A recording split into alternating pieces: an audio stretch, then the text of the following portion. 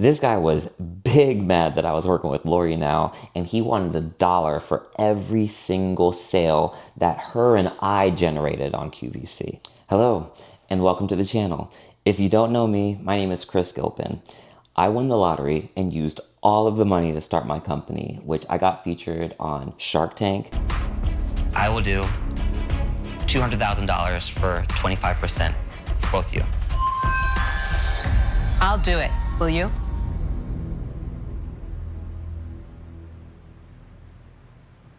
I'm in. Done. Yay! I love it. The View, Good Morning America, and news stations across the country. So I've had a lot of success, but it hasn't always been easy. And this is the story of how I almost lost $1 million in sales on QVC. So QVC is a titan. Over $10 billion in annual sales, millions of customers, and I think any entrepreneur that created a product would love to have it featured on their platform because of the insane amount of sales that they are able to generate for your product. So when I created the SignalVault, getting on QVC was definitely one of my goals. I actually wrote it down, and to get onto QVC, you really need to know someone. You need to know a buyer, or you need to know someone who's connected with the company in some way that can introduce you to the right people. And when I started out, I did not know those people. But I applied for QVC, a lot of paperwork. You send them in your numbers, you send them in your product samples, and you're hoping that you get a meeting with a buyer. And I didn't even get to that step. When I emailed QVC about my product, they told me that they weren't interested, best of luck. And I mean, I'm sure millions of entrepreneurs and different products get these responses from QVC because they can't say yes to everyone. But that didn't stop me. I continued to grow my business, and when I got onto Shark Tank, what's funny about Shark Tank is that you are flown out to LA and you're there for a few days. First couple of days, you're filling out legal paperwork, and then you get with a producer that's going to start helping you work on your pitch. But I guess what I'm trying to get at is that when I went on Shark Tank, for me, it was in June of 2015. And I got a deal with my sharks in June of 2015. But you are told that if your episode does not air on Shark Tank on the show during a season, you can never discuss your deal that you may have gotten with all of the sharks. They film a certain amount of pitches in a, particular season, and they don't use them all. So there are some companies that may have gotten a deal with a shark that they are not able to discuss because the episode never made it to air.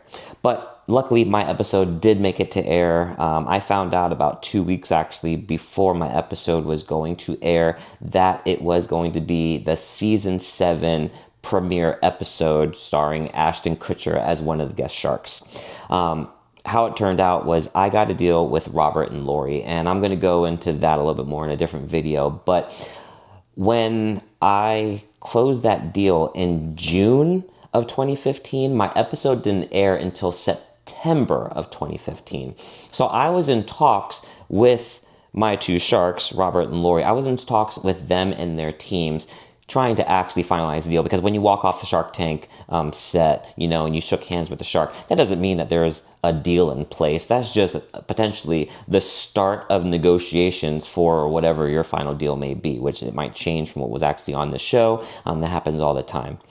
But I've been talking with Lori, and it was Lori's idea for me to be on QVC the same day that my Shark Tank episode aired. And I really wasn't open to the idea at first because I had been doing a lot of research on Shark Tank and what happens. And I think one of the big things that everyone does when they're on Shark Tank is they have a big party, like a big watch party. And that's what I wanted to do. I wanted to have all my friends there with me, celebrating me getting this deal and starting this new chapter of my life with my business. But Lori said, no, we should really definitely hit while the iron's hot. You should be on QVC the night your episode airs. And Lori is obviously an incredible entrepreneur, extremely successful. I respect her so much. And I take anything that someone that's in a position that I want to be. If they give me advice, I definitely take that information and try to run with it the best I can. So that is what we did. I did not have a watch party on when my Shark Tank episode aired.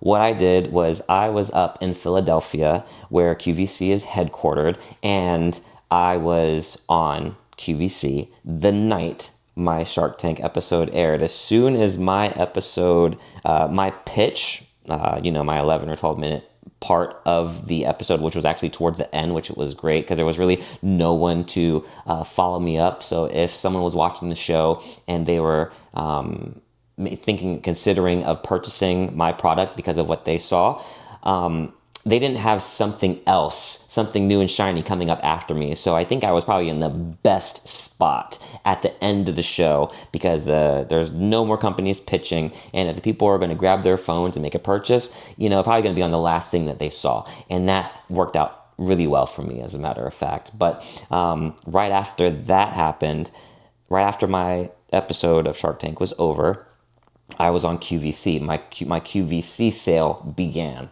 And I love knowing that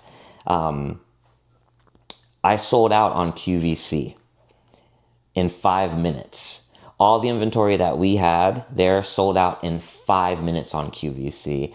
And this is the same QVC that told me in an email that they were not interested at all. So in business, a lot of times it is definitely more not like what you know, but who you know, because Lori got me into that position, but I definitely had to hustle to get there. But that's not the point of this video. The point of the video is how I almost lost all the sales that I ended up making on QVC. And that was because after I applied for QVC and they shot me down, someone reached out to me and they were very well connected in QVC. They were helping people get their products onto QVC's network. And when this person reached out to me and told me that they could do something that I was not able to do, this was before I knew that I was going to be on Shark Tank.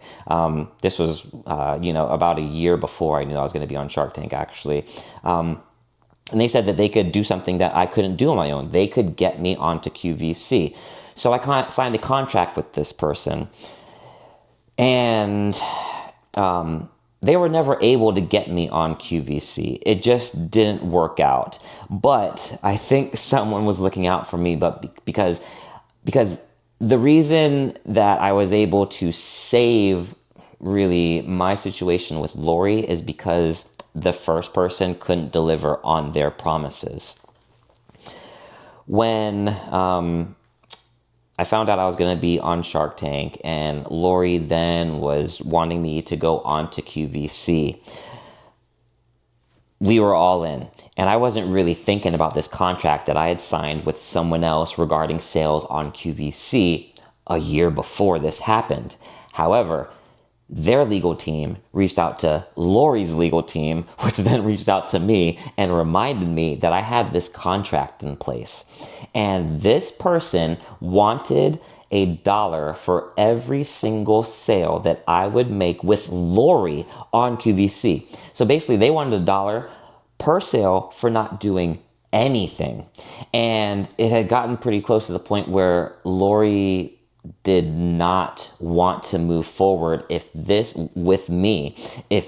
other person was involved, because she had some type of history with him already, because they are both, at QVC a lot. So I almost lost out on it. Luckily, what saved me is that Lori's legal team found in the contract with this other person that if he had written in that if he did not place an order for my product within a certain period of time, the contract was null and void.